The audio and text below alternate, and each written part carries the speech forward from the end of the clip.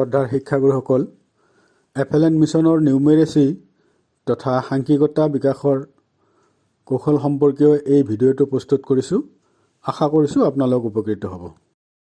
আপোনালোক জ্ঞাত যে সাংখ্যিকতাৰ মুখ্য উপাদানসমূহ হ'ল প্ৰাক-সাংখ্যিক ধাৰণা, জোখমাখ, চানেকি, সংখ্যা আৰু সংখ্যাৰ প্ৰক্ৰিয়া, আকৃতি আৰু স্থানবোধ, তথ্যৰ ব্যৱহাৰ আৰু গাণিতিক যোগাযোগ।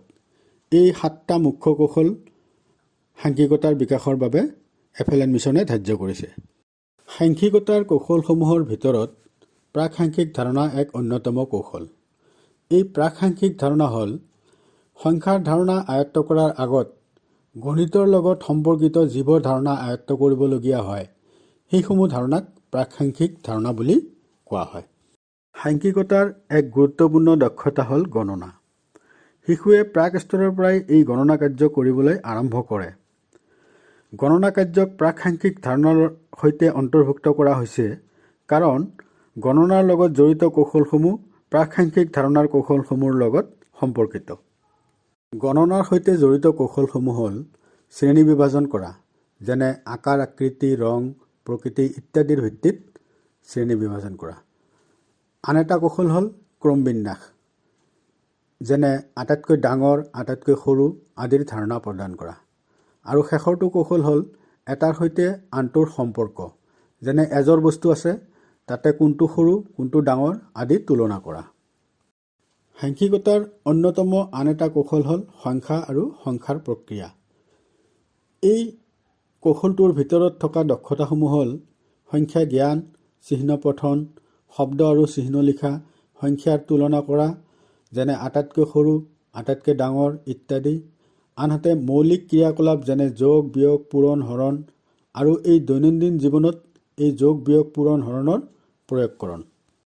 সংখ্যা আৰু সংখ্যাৰ প্ৰক্ৰিয়াৰ লগত জড়িত সংখ্যা সম্পৰ্কীয় কিছুমান ধাৰণা আয়ত্তকৰণৰ প্ৰয়োজন, যেনে অংকবাচক সংখ্যা, য'ত যোগাযোগ আৰু জোখমাখত এই সংখ্যা ব্যৱহাৰ কৰা হয়।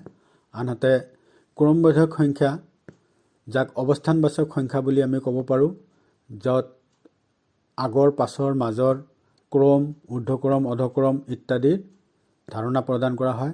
আনহাতে নামবাচক সংখ্যা, য'ত চিনাক্তকৰণৰ কাৰ্যত ইয়াক ব্যৱহাৰ কৰা হয়, যেনে সংখ্যা চাই সংখ্যাৰ নাম আৰু সংখ্যাটো কি কোৱা ইত্যাদি। সংখ্যা আৰু সংখ্যা প্ৰক্ৰিয়াৰ বাবে আহৰণ কৰিবলগীয়া দক্ষতাসমূহ হ'ল দৃশ্যায়ন, সাধাৰণীকৰণ। ইয়াক পৰিমাণীকৰণ বুলি কোৱা হয়, য'ত এটা সংগ্ৰহত থকা বস্তু গণনা কৰা।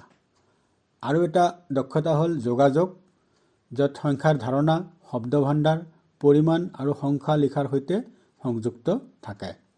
আন এটা কৌশল হ'ল সমস্যা সমাধান, পৰিমাণ নিৰ্ণয় কৰা, তুলনা কৰা আদি সমস্যা সমাধানৰ উপায় হিচাপে গণনা কাৰ্য কৰা। আৰু শেষৰটো দক্ষতা হ'ল সমস্যা সমাধান আৰু যোগাযোগ, য'ত যোগ, বিয়োগ ইত্যাদি কাৰ্যৰ সমাধান কৰিব পৰা। সাংখ্যিকতাৰ আন এক মুখ্য উপাদান হ'ল আকৃতি আৰু স্থানবোধ। আকৃতি আৰু স্থানবোধে গাণিতিক আকৃতি, আকাৰ, স্থান, অৱস্থান, দিশ আৰু গতি আদিক বুজায়। আকৃতি আৰু স্থানবোধৰ মূল ধাৰণাসমূহৰ ভিতৰত এবিধ হ'ল দ্বিমাত্ৰিক আকৃতিৰ ধাৰণা। ইয়াত সৰল ৰেখা, বক্ৰৰেখা আৰু সৰল আৰু বক্ৰৰেখাৰে গঠিত বিভিন্ন জ্যামিতিক আকৃতি যেনে ত্ৰিভুজ, চতুৰ্ভুজ, বৃত্ত আদিৰ ধাৰণা। আন এবিধ হ'ল ত্ৰিমাত্ৰিক আকৃতিৰ ধাৰণা। বিভিন্ন জ্যামিতিক ত্ৰিমাত্ৰিক আকৃতিৰ লগতে কঠিন পদাৰ্থৰ সমতল আৰু বক্ৰপৃষ্ঠৰ ধাৰণা। আকৌ স্থানবোধ হ'ল আকৃতি, আকাৰ, অৱস্থান, দিশ আৰু গতিৰ বিষয়ে বুজি পোৱা। সাংখ্যিকতাৰ আন এক মুখ্য উপাদান হ'ল জোখমাখ। জোখমাখ হ'ল আমাৰ দৈনন্দিন জীৱনত প্ৰয়োজন হোৱা বিভিন্ন পৰিমাণগত ক্ৰিয়াকলাপসমূহত কৰা হিচাপ নিকাচ। জোখমাখৰ উপাদানসমূহ হ'ল দৈৰ্ঘ্য আৰু দূৰত্ব, ওজন আৰু ভৰ, আয়তন আৰু ধাৰণ ক্ষমতা, সময় আৰু তাপমান। আন এক দক্ষতা হ'ল চানেকি। কোনো এক বিশেষ নিয়মেৰে আকৃতি, বস্তু, সংখ্যা, শব্দ, ৰং আদি পুনৰাবৃত্তি কৰি সজাই তোলাই হ'ল চানেকি। এই চানেকিসমূহ আমি আমাৰ চৌপাশে পৰ্যাপ্ত পৰিমাণে সদায়ে দেখা পাওঁ। চানেকি শিকোৱাৰ পদক্ষেপসমূহ হ'ল চানেকি চিনাক্তকৰণ কৰা, চানেকিৰ নিয়ম বৰ্ণনা কৰা, চানেকি আগবঢ়াই নিয়া, নতুন চানেকিৰ সৃষ্টি কৰা। সাংখ্যিকতাৰ আন এক উপাদান হ'ল তথ্যৰ ব্যৱহাৰ। তথ্যক শ্ৰেণীবদ্ধভাৱে সংগ্ৰহ কৰি ইয়াক অন্য ৰূপত উপস্থাপন কৰা, অৰ্থাৎ চিত্ৰায়িতভাৱে তথ্যক প্ৰকাশ কৰাকে তথ্যৰ ব্যৱহাৰ বুলি আমি ক'ব পাৰোঁ। এই তথ্য ব্যৱহাৰৰ প্ৰয়োজনীয় দক্ষতা হ'ল সৰল তথ্য সংগ্ৰহ কৰা, তথ্যৰ উপস্থাপন কৰা, তথ্যৰ ব্যাখ্যা কৰা, তথ্যৰ তালিকাকৰণ কৰা আৰু তথ্যক চিত্ৰৰ সহায়ত প্ৰকাশ কৰা। গাণিতিক যোগাযোগ।